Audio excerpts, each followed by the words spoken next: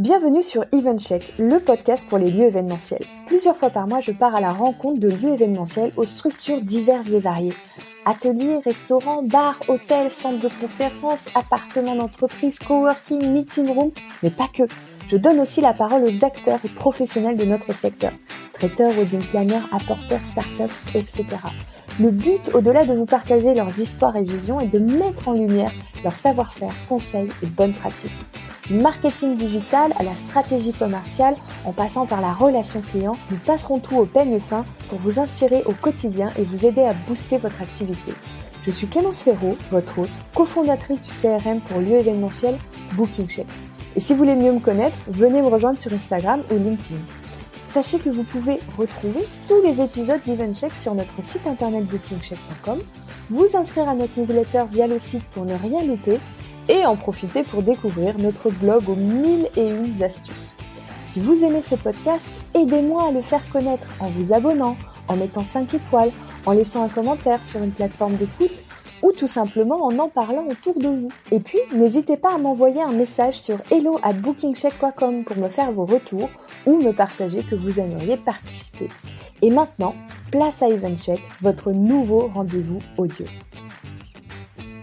Merci de nous rejoindre cette semaine pour l'interview de la pétillante Camille Esseric, fondatrice de Barba Conseil pour notre série spéciale sur la digitalisation de l'événementiel. Camille a eu la gentillesse de me dévoiler tous ses secrets en tant que chef pour réussir un live cooking. Matériel, animation, recettes, elle vous dit tout avec la générosité et la convivialité qui la caractérisent. Bonne écoute! Bonjour Camille et bienvenue sur EventCheck, j'espère que tu vas bien.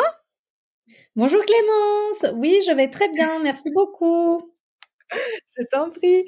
Alors, je t'ai invité sur EventCheck parce que tu fais beaucoup de choses, mais dans toutes ces choses, toi, tu as un premier métier qui est la cuisine.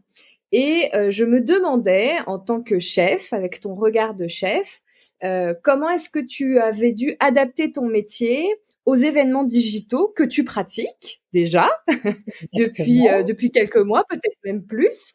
Donc, t'es assez à l'aise et je pense que c'est un témoignage intéressant à partager à tout le monde. Mais avant qu'on aille dans le détail de tout ça, j'aimerais bien que tu nous présentes un petit peu ton parcours et puis ton entreprise. Avec plaisir. Déjà Clémence, je voulais te remercier de m'accueillir pour ce podcast et je suis ravie de partager tout ça avec les auditeurs. Donc je vais me présenter. Aujourd'hui, j'ai monté ma société de conseil. Je dirais pas agence parce que je suis encore toute seule. J'accompagne en fait les projets en développement ou en création dans les métiers de bouche. Donc je vise des restaurants, des commerces de bouche, principalement. J'ai aussi une petite activité événementielle qui s'est faite un peu de bouche à oreille, mais c'est pas ma principale activité. Et je fais du consulting aussi culinaire. Tu peux nous en dire plus sur la partie événementielle, c'est quoi concrètement? J'organise uniquement, je coordonne pour des sociétés. D'accord. Parce que j'ai identifié aussi certaines choses dans les sociétés, c'est que souvent c'est la personne responsable du marketing qui s'occupe de ces événements et qui fait appel tout le temps aux mêmes prestataires. Et aujourd'hui, j'ai identifié qu'ils ont besoin de nouveautés et de pouvoir donner accès et simplifier aussi la tâche à des bons produits, parce qu'aujourd'hui, on fait attention à ce qu'on mange. Donc, moi, travailler avec des partenaires principalement sur Paris qui travaillent de beaux produits, des produits de saison, en direct des producteurs, et de mettre tout ça en avant et de valoriser cet événement via la food.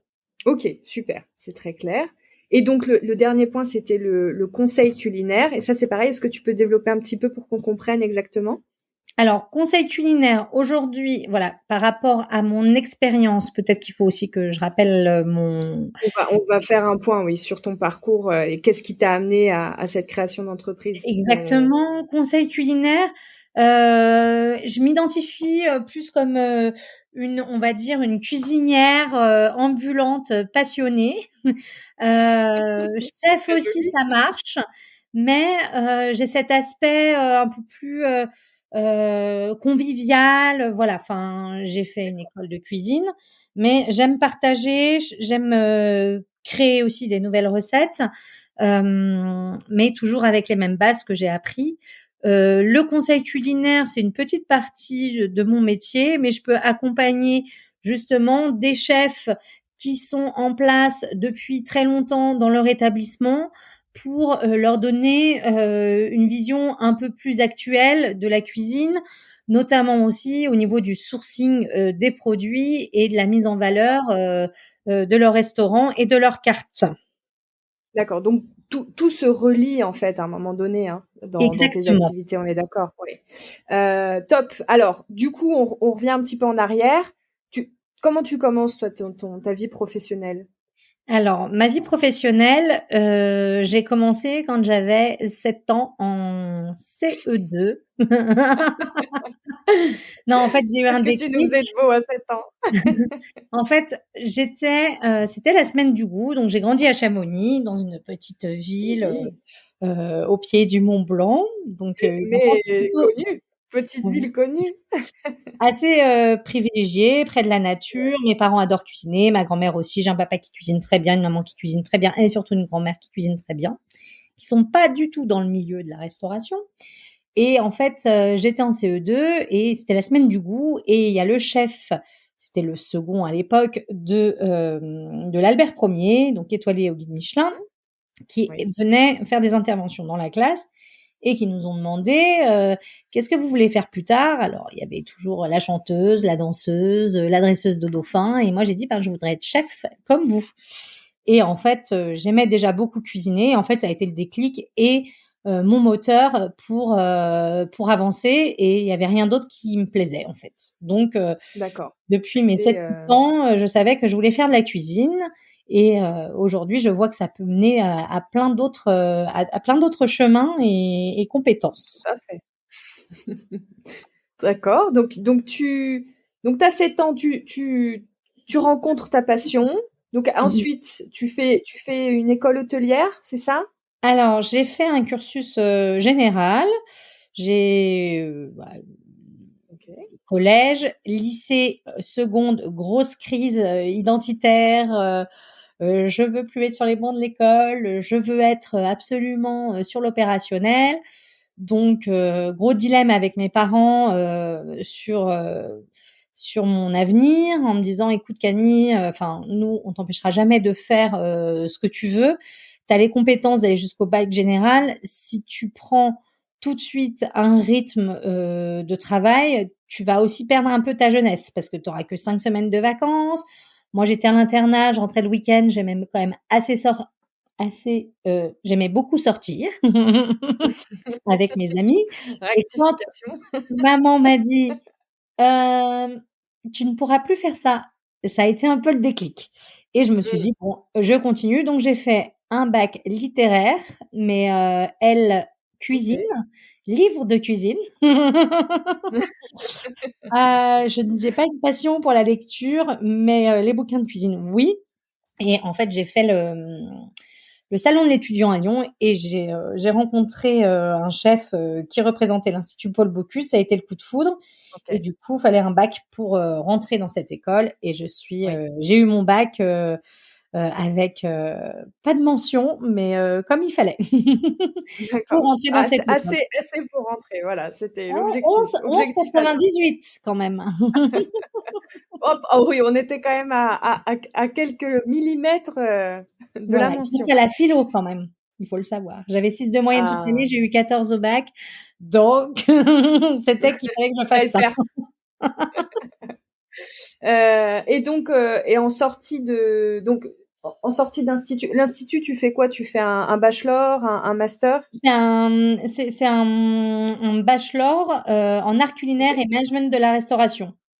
l'équivalent d'une licence. OK. Très bien. C'est 3 Et à ans. la suite et donc ça, après, tu commences par où?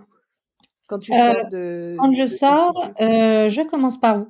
Je sors de l'institut, j'ai fait mes stages, d'ailleurs un très beau stage chez Anne-Sophie Pic en pâtisserie où j'ai adoré le chef rigolo, qui est pour moi, enfin, j'en parle parce que je pense que c'est important et dans ce milieu-là, avec tout ce qui se passe, etc., je pense que c'est la personne qui m'a vraiment accompagnée dans ce métier et qui m'a ouvert aussi l'esprit sur le fait de peut-être pas me laisser en cuisine enfermée. Ok. Et de découvrir d'autres choses. J'ai travaillé donc au Royal, donc c'était j'ai plus la chronologie. Il me semble que c'est C'est ça. pas J'ai grave. travaillé au Royal quelques Au mois. Royal à Évian-les-Bains? Non, non, non, non, à Lyon, place Bellecour, c'était D'accord, l'hôtel école de l'Institut. On avait une petite offre restauration. d'accord, d'accord.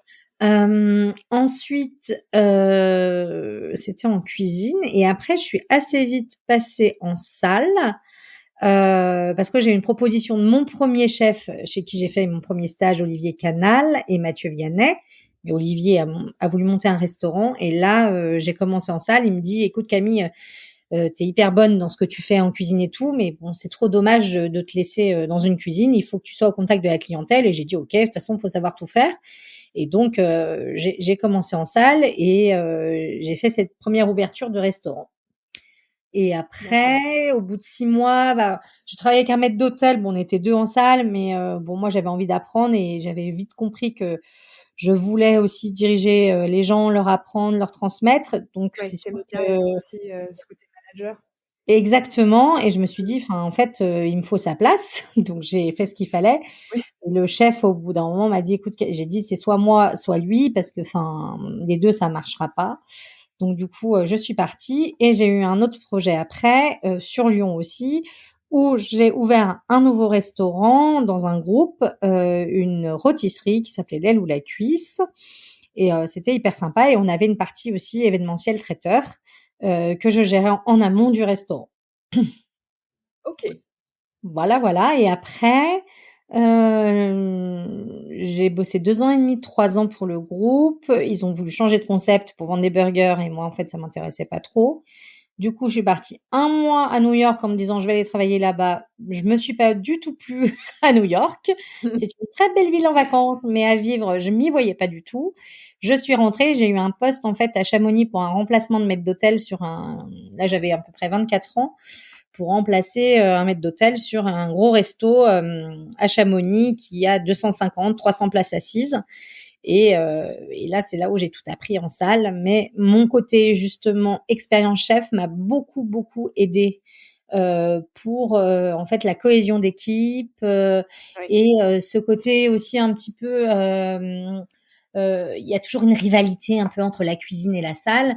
Enfin, au moment où j'ai dévoilé que moi aussi je savais faire de la cuisine et qu'on était une seule équipe, et pour moi c'est très important d'avoir cet état d'esprit. Et aujourd'hui, ça fait avancer l'entreprise et le bien-être aussi des équipes. tout à Et ben, fait, on ouais. a réussi à faire de très belles choses. Top. Et après, je suis arrivée Euh, sur Paris pour monter des épiceries fines. Voilà. d'accord. Et Et en donc, amont, oui, je faisais de la cuisine à domicile pour des clients particuliers.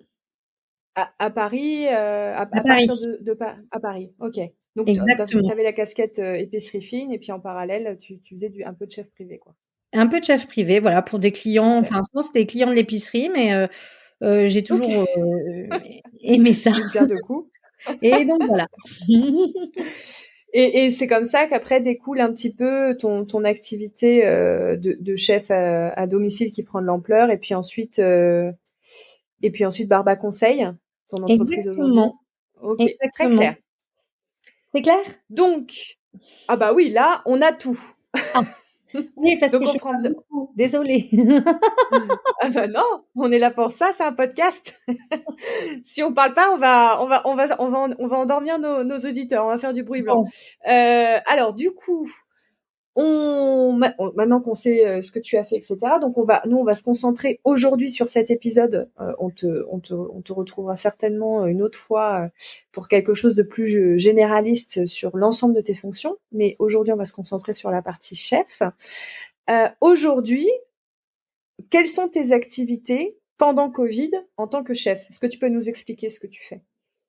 alors aujourd'hui, je suis une collaboratrice, une prestataire pour Ouais, l'atelier Pépite, qui est un atelier dans le 5e arrondissement de Paris, qui est un lieu où on fait des team building, généralement donc en présentiel, et avec les événements et la crise sanitaire, Sophie s'est réadaptée et j'ai collaboré avant avec elle en présentiel, et du coup on a mis en place des team building à distance et on va dire un peu un show cooking, mais avec les entreprises pour garder ce côté cohésion d'équipe avec le télétravail. Et vraiment, enfin, je me suis un peu aussi révélée et je me suis rendu compte que j'aimais les gens et j'aimais cuisiner, et c'était vraiment quelque chose, enfin, qui m'apporte beaucoup de bonheur et Ah bon, bah, écoute, merveilleux. et de transmettre ça aussi, enfin, aux gens. Je pense que aussi on est dans une période un peu particulière. Donc moi, Oui, j'avais l'habitude de cuisiner avec les gens, et là, il faut trouver d'autres solutions pour leur transmettre, leur se retrouver. apprendre. Et je pense que le côté joie de vivre, professionnel aussi, avec des recettes assez simples, il a fallu que je m'adapte parce que le premier team building que j'ai fait à distance, j'avais fait trop de choses et je me suis pas rendu compte qu'en fait en face les gens ont les questions, et enfin donc voilà, Oui, mon métier c'est un peu aujourd'hui dans avec la digitalisation de mon métier de chef, et on se renouvelle. Comme je te disais tout à l'heure, difficulté égale opportunité. Et c'est vrai que les gens sont plutôt très satisfaits de leur team building aussi, et contents de se retrouver même par visio. super. Ben ça, c'est un beau message d'espoir pour ceux qui y pensent. Vous pouvez vous lancer. A priori, ça plaît. Alors, Après, il faut être évidemment, oui, assez équipé, hein. On fait pas voilà, c'est ça ça. avec son ordinateur chez soi. C'est Il faut exactement une ce que j'allais dire. lumière, il faut un micro. Enfin, il faut des vrais outils adaptés, pour que ce soit bien fait, parce que parfois il y a 25 personnes en face, faut que tout le monde entende. Faut aussi avoir de l'interaction, c'est-à-dire qu'on n'est pas que chef à démontrer, c'est qu'il faut regarder l'écran, se dire regarder ce que les gens font pour les accompagner au mieux. Donc c'était de réadapter ça aussi, c'est que au début je faisais tout en même temps qu'eux, et après j'ai préféré montrer d'abord la recette ou une partie de la recette, et de les regarder faire en leur disant ah c'est mieux comme si Jean, Benoît, voilà, c'est Que important. tu du, oui, que tu du temps à dédier à l'observation et à l'accompagnement. Exactement. Exactement. Alors, on va structurer tout ça parce que ça, c'est très, très intéressant pour ceux qui nous écoutent. Donc, équipement, est-ce que tu as dû t'équiper personnellement ou est-ce que ça, c'est Pépite qui a, sur son infrastructure, qui a installé une genre de un petit espace de tournage adapté? Comment ça s'est passé? Donc c'est Pépite qui me fournit le matériel et qui s'est adapté, et moi je Ok, viens en tant que presta directement sur place. Donc Pépite me met à disposition le lieu pour faire les team building. ok. Dans les grandes lignes, tu disais, donc il y a la partie son, prise de son, donc avec le micro. J'imagine la partie caméra pour filmer. Exactement. Peut-être de la lumière aussi. De la lumière, exactement. Alors, l'atelier Pipite est assez lumineux, mais dans certains endroits, il faut réadapter la lumière et mettre en scène correctement pour qu'on puisse voir tous les gestes. Et sur les caméras aussi, on est toujours deux, parce D'accord. que parfois, il faut faire des zooms. Et moi, si je suis en train de couper, on ne Oui, peut tu peux pas pas. forcément Ok. adapter. Donc on peut pas faire ça seul. Il faut avoir un partenaire.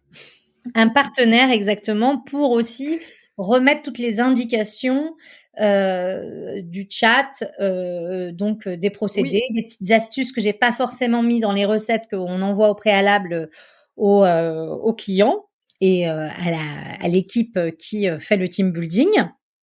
Donc je vais donner des astuces. Si les gens sont sur Paris, je vais leur donner peut-être des magasins où aller chercher des beaux produits. Du sourcing. Comment recycler aussi ses épluchures. Enfin, trouver plein de petites astuces du quotidien. L'idée, c'est aussi de m'adapter, c'est-à-dire que pour moi, la cuisine, c'est facile, c'est mon métier. Mais pour d'autres, il faut les accompagner et leur montrer vraiment qu'on peut faire plein de choses avec une pomme de terre, qu'on peut faire plein de choses avec cette vinaigrette. S'il vous reste de la vinaigrette, vous pouvez l'utiliser. C'est vraiment de les accompagner au mieux pour qu'ils aient une expérience unique et en se disant, oui, j'ai appris ça au team building, mais je pensais pas, et de le refaire aussi au quotidien après. Oui, de rendre ça vraiment ludique et que ça s'intègre à la maison, quoi. Que ça soit pas quelque chose qui s'inscrive uniquement dans de l'exceptionnel. Au niveau de tes gestes, tu disais, c'était intéressant, on n'a pas creusé, mais tu disais voilà, le premier team building, je faisais tout en même temps qu'eux, etc. Donc après, tu as adapté, c'est-à-dire qu'il y a peut-être des choses que tu montres devant eux, mais en petite quantité, puis tu prépares d'autres quantités à côté, tu précuis peut-être certaines choses. Est-ce que tu adaptes un peu comme moi, ça m'a fait penser quand tu as dit ça aux recettes qu'on voit à la télé. Sur certains quotidiens ou sur certaines chaînes avec un fameux chef. Pas du tout. J'essaie de faire toutes les recettes en live pour vraiment montrer la recette de A à Z.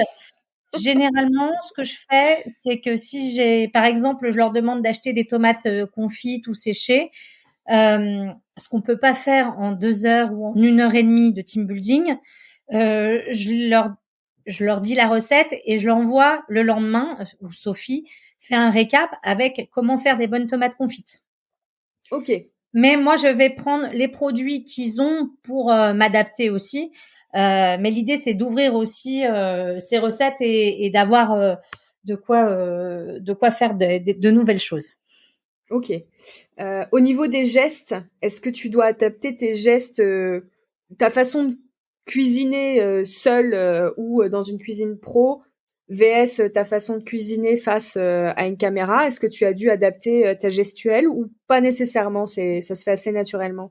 Ça se fait naturellement, non, pas du tout. Enfin, faut juste montrer parfois à la caméra la poêle avec la cuisson, la coloration, comme les gens sont pas autour de vous pour sentir. Voilà. Et j'essaye vraiment de m'adapter aussi au niveau des outils, parce que c'est vrai que normalement, quand vous allez faire un team building dans un lieu adapté pour cela, vous avez des batteurs, plein de couteaux chefs, des culs de poule, des balances. Donc, j'essaye toujours de trouver des recettes qui s'adaptent avec une cuisine basique. Ça, c'est important aussi pour que tout le monde trouve le matériel et puisse réaliser la recette. Très bien. Donc, tu parlais du partenaire qui allait s'occuper de faire les zooms, etc., qui allait aussi peut-être s'occuper d'être très connecté au groupe de personnes qui sont en ligne. Et donc, on va prendre Sophie, parce que c'est un bon exemple. Oui. Donc Sophie, par exemple, va te dire les questions qui reviennent dans le chat, en live, etc. C'est elle qui va un petit peu faire le lien entre les participants et toi. Exactement, elle va faire le lien, mais après ils peuvent me parler aussi en live, parce que je leur conseille vraiment de laisser leur caméra et le son en on, parce que l'idée c'est de partager. Mais parfois, si j'ai pas entendu une question parce que quelqu'un d'autre me la posait, dans ce cas-là, Sophie en amont me dit il y a Damien qui repose la question concernant le caramel, combien t'as mis de sucre, voilà. Ok.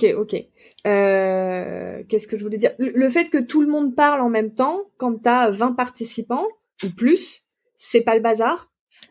Parfois, ça peut être un peu le bazar, mais j'arrive à recentrer bien tout ce qui se passe, parce que pas tout le monde reste sur le micro. Donc, c'est vrai que pendant un team building, on va communiquer. Moi, j'ai remarqué ça avec 8-10 personnes principales, parce que du coup, on va intégrer les prénoms, tout ça. Ok.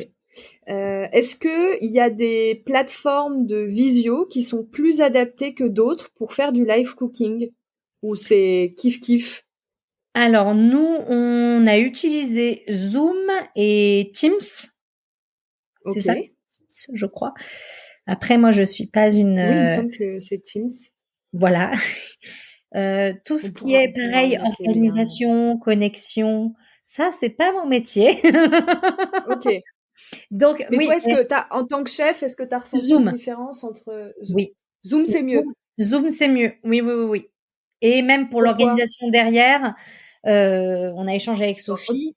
d'accord. C'est un peu plus responsive et ouais, Tu as plus de confort avec oui, tes plus de confort participants. avec Zoom. Oui. Ok, très bien. Et je me suis pas Est-ce renseignée s'il y avait d'autres choses? un logiciel ou une plateforme qui permettait de spécialiser justement dans le team cooking. Bah écoute, peut-être que ça va donner des idées à certains, hein. Exactement. Euh, Au niveau justement de toute cette partie produit, parce qu'en amont de cuisiner, il faut faire des courses. Est-ce que vous livrez de la box? Est-ce que vous envoyez une liste de courses? Comment ça se passe? Alors, moi, j'ai préparé des recettes en amont avec le procédé de fabrication, les quantités Mhm. que Sophie envoie à ses clients 10 jours avant. Ok. Et c'est l'équipe qui va faire le team building, donc chaque personne qui fait le Chaque team entreprise. building qui fait ses courses. L'option box est possible, mais généralement, comme les gens sont en télétravail, ça a un coût aussi de le faire et la répartition quand on a quelqu'un à Dijon, quelqu'un à Paris, quelqu'un à Lyon et tout est un peu éclaté, c'est plus compliqué. D'accord.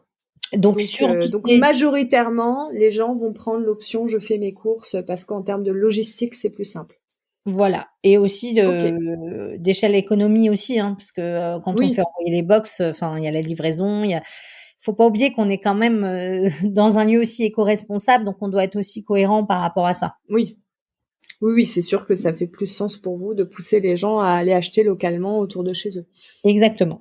Il vaut mieux leur faire un petit guide de magasins sympas dans leur ville Exactement. que de leur faire des box. Est-ce qu'il y a des choses compliquées?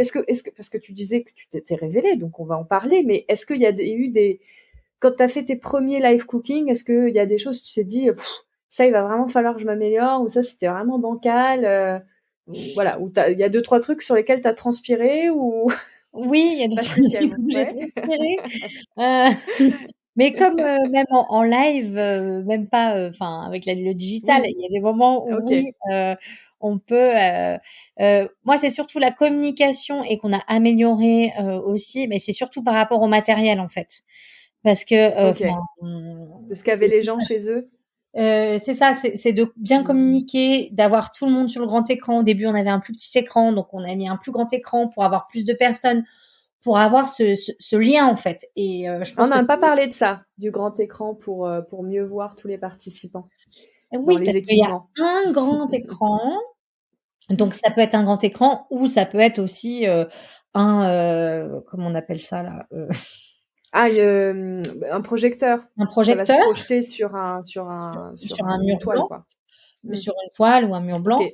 pour voilà vraiment avoir le grand écran. Et après, moi à côté, j'ai un petit iPad qui me filme avec la bonne positionnement des mains. Typiquement, tu me disais les difficultés par rapport à mon premier et aujourd'hui, c'était vraiment de pouvoir transmettre et montrer les gestes. Donc, c'est adapter le matériel avec des bras qui sont réglables pour que la deuxième personne en amont puisse faire les zooms facilement, que moi je puisse prendre aussi si j'ai besoin de montrer quelque chose au lieu de lever ma planche, le montrer ou enlever ma poêle du feu Mmh. alors que c'est en train de cuire pour montrer. OK, c'est clair. Alors, quand tu dis que pour toi, c'était une révélation, c'est ce que tu disais tout à l'heure, c'est le fait de pouvoir recréer, une émotion, du lien, un partage, bah, via un autre format, c'est ce qui a fait que ça a été un peu une révélation. Tu t'es dit en fait, il y a une solution à cette situation actuelle, ou est-ce qu'il y a eu d'autres choses plus personnelles qui ont fait que tu t'es vraiment pris au jeu du live cooking? Je pense que c'est un peu tout. Après, c'est aussi ma personnalité et je repars un peu en arrière, mais quand je travaillais en cuisine et qu'on m'a dit Camille, enfin, t'as ce lien, etc. Là, j'ai trouvé les deux. Enfin, je cuisine, j'adore cuisiner, voilà, et j'ai des gens avec qui je peux partager, enfin, ce que je fais, et même si c'est pas autour d'une table et avec une fourchette. Enfin, en fait, ça rassemble, je pense, les deux choses que j'aime le plus au monde, quoi. Enfin, cuisiner et les gens. Bon, donc, c'est sûr que la situation était aussi amenée à ça, mais je me suis dit, enfin, moi, j'aurais trop aimé, si j'étais dans une société, me dire, ah, on fait un team cuisine, et trop bien, quoi. Ah trop, oui, trop oui. Moi, je pense aussi que ça m'aurait beaucoup plu. Même si je travaillais aussi dans l'hôtellerie-restauration. Voilà, donc, même si on m'avait emmené, même si on m'avait sorti de l'hôtel ou du restaurant pour m'emmener cuisiner, je pense que ça m'aurait pas du tout dérangé. Bah oui, oui, oui. Et puis c'est vraiment une guerre pour les équipes. C'est un moment, oui, enfin, oui, vraiment, j'imagine c'est un qu'en ce moment moment, convivial. Enfin, que ce soit le midi ou le soir, je leur dis, sortez-vous une petite bière, on boit un coup ensemble. Enfin, c'est vraiment ça, en fait. C'est ce lien social qu'on a perdu depuis un an aussi. ouais, Enfin, qui manque perdu, à tout le monde, ouais. qui est quand même fragile. Et voilà, et de faire ça en partageant sa passion. Enfin. Alors justement, tu parles des réactions des clients. Je rebondis tout de suite avant que ça nous échappe. C'est quoi généralement les réactions que vous avez en direct, à la fin, même après par mail? Est-ce que les clients sont tout de suite rentrent dans le jeu? Est-ce qu'ils s'éclatent? Comment ça se passe? Comment vous ressentez ça? Alors, on a des super retours déjà par mail le lendemain. Après, en live, ce qui est rigolo, c'est qu'il y a des gens qui font un team building cooking et des gens qui n'ont jamais cuisiné de leur vie. Non, mais en fait, ça crée un super lien et c'est pour ça aussi que je choisis des recettes plutôt faciles.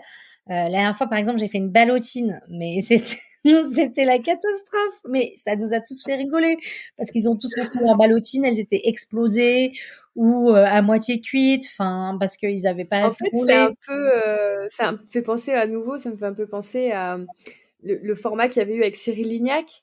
Oui, c'est ça.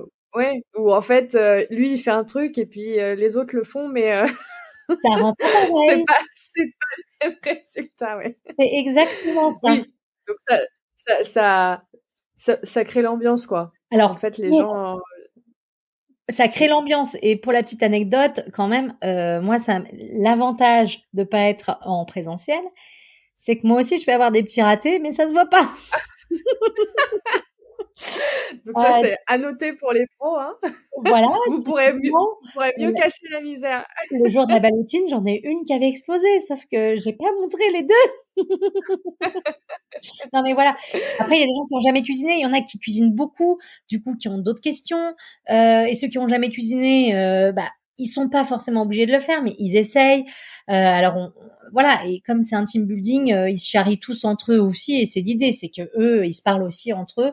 Et voilà quoi. Mais c'est vrai, moi je trouve que c'est des moments hyper sympas. Ça prend beaucoup d'énergie parce qu'il faut être hyper attentif, parce que quand on parlait des outils tout à l'heure, avec son couteau en train d'émasser et regarder ce qu'ils font, parfois ça peut déraper. Donc faut vraiment maîtriser maîtriser bien ces outils, surtout pendant ces moments-là. Et est-ce que tu aurais un conseil à donner à quelqu'un qui démarre le live cooking? Quel conseil? Déjà, il faut aimer les gens, faut rester concentré, faut pas faire des recettes trop compliquées, mais le conseil, c'est pourquoi pas de se lancer, peut-être de trouver un local ou un restaurant qui marche pas en ce moment et qui puisse aménager une partie peut-être de son restaurant pour préparer les show cooking ou une cuisine de traiteur parce qu'ils travaillent pas en ce moment. Le conseil, c'est d'être soi-même et d'aimer les gens et d'avoir envie de partager et de dynamiser une équipe pour une entreprise et de leur envoyer, du power et de l'amour. Et de les faire bien manger à la fin du... Exactement. de leur remplir le ventre à la fin de l'expérience. Et qu'ils soient Est-ce que... Oui, pardon, dis-moi, et qu'ils Camille. soient contents de ce qu'ils aient préparé et fiers surtout. Oui, oui. Même si, même si ça explose. Exactement. Si demain tout redevient comme avant, ou tout reprend un petit peu son cours, est-ce que tu continues le live cooking? Est-ce que pour toi c'est quand même quelque chose qui maintenant te tient à cœur et qui est rentré dans un Ah oui, oui, panel oui. Moi, je d'activités continuerai ouais. complètement. Et je pense que ça va être de plus en plus comme ça. Après, voilà, même si les gens ils sont derrière un écran, on crée un lien. En présentiel, c'est pas la même expérience, hein, c'est évident. C'est-à-dire que on est avec les gens, on peut les accompagner sur les gestes. Donc c'est pas Oui, la même expérience. Mais oui, je continuerai. Oui, oui, bien sûr. Enfin, je me pose pas trop la question. d'accord.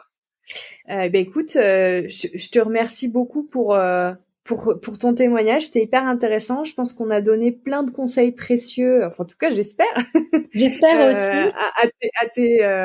à tes collaborateurs qui peut-être démarrent ou se posent la question, ou voilà. Je pense que ça peut être une belle diversification en ce moment, qui peut en plus être continuée par la suite, hein, parce qu'on peut le faire en présentiel. Voilà, je pense qu'il n'y a pas de, Et c'est créer il y a un pas de réseau souci. aussi. C'est que Oui, tout à derrière, fait. par rapport à mon expérience, j'ai fait beaucoup de choses différentes.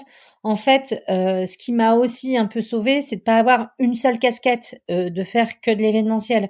C'est d'avoir Mm. ce bagage culinaire, d'avoir ce bagage, consulting, et d'avoir touché à tout. Et j'ai un conseil à donner aussi, globalement à des gens qui sont dans ce milieu-là, c'est de pas avoir peur de découvrir, le service, de pas rester, les œillères en disant: «Je fais que de la cuisine, que de la cuisine». En fait, c'est global, en fait. On fait un D'en métier, profiter pour sortir des de sentiers ses battus. habitudes. Voilà, Mm. exactement. Ça, c'est un conseil que j'ai donné, et de pas avoir peur de se lancer, de demander conseil autour de soi, et surtout de faire les choses qui nous correspondent, et quand on le ressent, et y aller, quoi. Super, je trouve que c'est un très beau conseil. Nous, on le dit souvent aussi à nos clients, de sortir des sentiers battus et de faire d'autres choses, et d'aller rencontrer d'autres gens, et d'être en demande. Donc, écoute, on est aligné, Camille. On va finir sur cette belle note.